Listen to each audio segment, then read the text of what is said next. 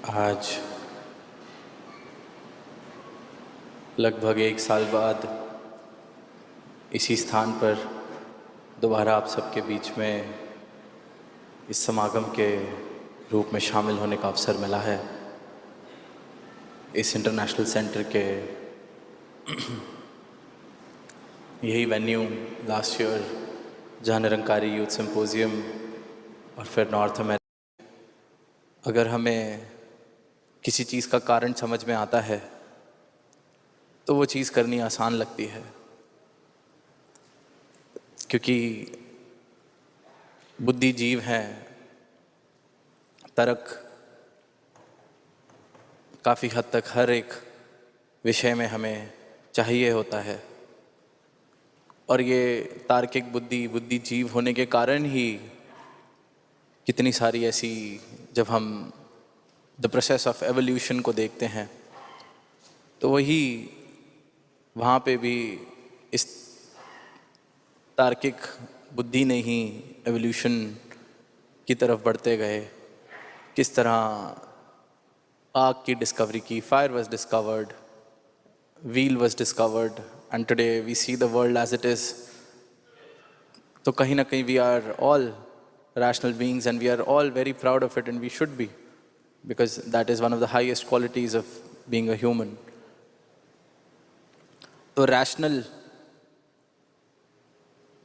Being होने के कारण हम हर चीज़ का रैशनल जानना चाहते हैं, कारण जानना चाहते हैं, तर्क जानना चाहते हैं कि क्या ही what is the rational behind spirituality? What is the rational behind talking about the truth? What is the rational behind talking about letting yourself go? तो इस राह पर, इस मार्ग पर क्यों अधिकतर लोगों की शुरुआत उस क्यों से होती है?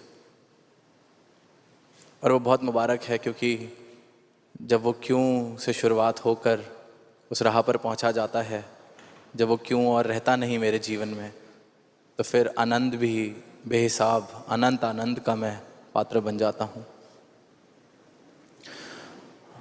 अब इंसान, जब अध्यात्म की बात की जाए, परमात्मा की बात की जाए, इस अविनाशी की बात की जाए, तो ज़रूर अपनी रैशनैलिटी को, अपनी तार्किक बुद्धि को प्राथमिकता दे के सवाल पूछता है।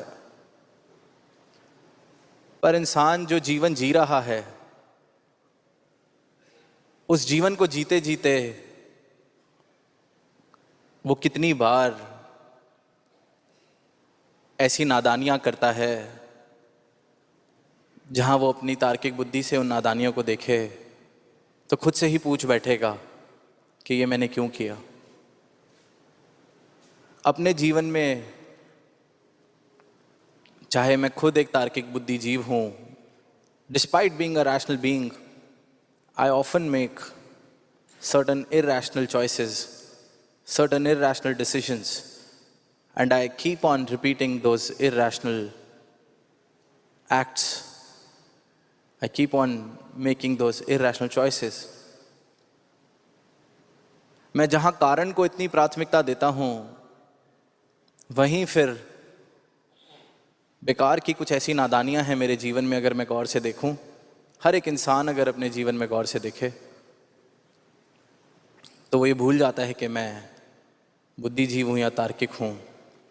वो नादानियों को करता ही चला जा रहा है। अब ये पता सबको है कि अगर जन्म लिया है तो शरीर की एक यात्रा सीमित है, मौत आनी है। पर जीवन जीते जीते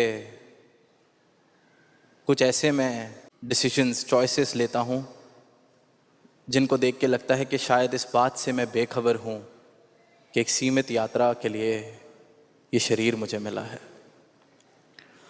और अगर रैशनैलिटी की बात की जाए, if I am a rational being, if I am a proud rational being, तो my decisions should be and my life choices should be in sync with the fact that I'm not here forever. अगर वाकई ही मैं बुद्धिजीव हूँ, तार्किक हूँ, तो इतनी बड़ी बात से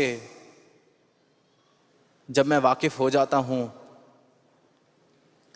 कि जीवन कुछ सीमित वर्षों की यात्रा है, तो फिर क्यों मेरे कर्म या मेरे चुनाव या मेरे जीवन जीने के तौर तरीके ऐसे हो जाते हैं जो देख के लगता है कि ये इस बात से भी बेखबर हो चुका है कि ये कुछ वर्षों के लिए ही यहाँ आया है। कुछ वर्षों की यात्रा में मैं सोचता हूँ कि मैं ऐसे कुछ छाप छोड़ जाऊँ जो हज़ारों साल तक दुनिया जिनको याद रखेगी, काम करेगी। पर मैं खुद मुड़ के ये नहीं देखता कि अपनी ही फैमिली की कितनी जनरेशन्स के नाम मुझे याद हैं जो मुझसे पहले जा चुके हैं। We talk about leaving a legacy, we talk about family names. हम इस दुनिया पर छाप छोड़ कर जाना चाहते हैं। कई बार देखते हैं कि इंसान ख़ानदानी दुश्मनियाँ निभाते निभाते कितने ही ऐसे जनरेशन्स, कितने ही ऐसी पीढ़ियाँ उस ख़ानदानी दुश्मनी को निभा रही हैं। वहाँ कहाँ तर्क चला जाता है इंसान का जब ऐसी नादानियाँ वो करता है। मुड़ के देखें अपनी कितनी पीढ़ियों के नाम हमें याद हैं। दादाजी के पहले परदादा जी, उनसे पहले उनके पिताजी, कितने ही नाम मुझे याद हैं, पर ख़ानदानी दुश्मनी मैं निभा रहा हूँ। तौर तरीके जो इंसान ने सीख लिए हैं जात पात के, और उसका हिसाब किताब चल रहा है कि इसको कहाँ भेजा जाए। तो वो जो हिसाब किताब रखने वाले ऑडिटर, अकाउंटेंट, जो भी उनको हम कहना चाहें, वो लेखा जोखा कर रहे हैं उसका, और सारा निष्कर्ष निकाल कर उसको कहते हैं कि जैसा जीवन तूने जिया है, जैसे तेरे कर्म रहे हैं, तुझे तो नरक में ही जाना पड़ेगा। तो वो इंसान जिसका लेखा जोखा किया जा रहा था, वो सामने से बोलता है कि तुम होते कौन हो मुझे नरक में भेजने वाले। मैं तो सारा जीवन नरक में काट के आया हूँ। मेरा पूरा का पूरा जीवन जितना मैंने जिया है नरक में ही जिया है। ऐसा कोई काम नहीं है जो मैंने नहीं किया जो मुझे नरक की तरफ ना धकेले। लूटपाट, खून खराबे, सब कुछ करके आया हूँ। खुशी के 2 पल भी नहीं देखे, तुम क्या मुझे नरक भेजोगे? मैं तो सारा जीवन ही नरक में काट के आया हूँ। अब उनकी ईगो हर्ट हो गई जो लेखा जोखा कर रहे थे कि इसने गिड़गिड़ाया नहीं हमारे आगे कि मुझे माफ़ कर दिया जाए, क्योंकि वो भी अब छोटे मोटे अकाउंटेंट नहीं, स्वर्ग और नरक का हिसाब करने वाले। पूरी उम्र वेट करते हैं कि कोई आए ऊपर, फिर उसका हिसाब करें, फिर वो सामने हमारे बैठे, झुके, लेटे। अब उन्होंने अंदर से इस केस स्टडी को पेश किया, तो वहाँ से फाइनल डिसीजन मेकर को खुद आना पड़ गया। हाईएस्ट अथॉरिटी, अब उसको परमात्मा कह लें, दूत कह लें, जो मर्ज़ी कह लें, वो आ गए। जब केस सुना, कहते इससे तो मैं खुद मिलना चाहूँगा। तो वो कहते क्या बात है? वो कहता है कि ये मुझे नरक भेजना चाह रहे हैं और मैं इनको बस इतना ही कह रहा हूँ कि तुम होते कौन हो मुझे नरक भेजने वाले। मैं तो सारा जीवन ही नरक में बिता के आया हूँ। अब आप सामने से जो अंदर से बाहर आए हैं, वो कहते अच्छा चल जा, तेरे को स्वर्ग भेजा। कहते तुम स्वर्ग भेजने वाले भी मुझे कौन होते हो? स्वर्ग भेज के तो देखो, तुम्हारे स्वर्ग को भी मैं नरक बना दूंगा। क्योंकि ये मैं हूँ जिसने जीते जी 2 पल प्रेम के नहीं देखे, स्वर्ग के नहीं देखे। वो फिर उम्र बिताने के बाद, यात्रा पूरी करने के बाद स्वर्ग के सपने कहाँ से देखने लगे? तो कहते हैं उस केस स्टडी का अभी तक ये हाल है कि वो अभी तक उस गेट पे खड़ा है और डिसीजन नहीं किया जा रहा कि उसको स्वर्ग में भेजें या नरक में भेजें।